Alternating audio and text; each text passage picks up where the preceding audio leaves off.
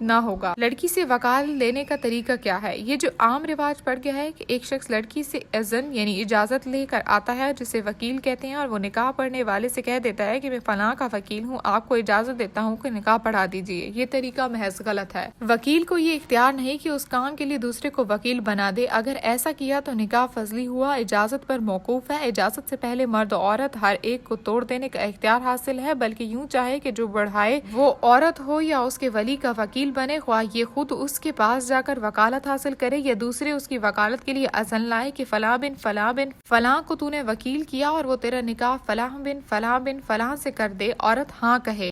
کیا عورت سے اجازت لینے وقت میں گواہوں کی حاجت ہے؟ عورت سے اذن لیتے وقت گواہوں کی ضرورت نہیں، یعنی اس وقت اگر کوئی گواہ نہ ہو اور نکاح پڑھاتے وقت گواہ ہوں تو نکاح ہو گیا۔ البتہ اذن کے لیے گواہوں کی یوں حاجت ہے کہ اگر اس نے انکار کر دیا اور یہ کہا کہ میں نے اذن نہیں دیا تو اب گواہوں سے اس کا اذن دینا ثابت ہو جائے گا۔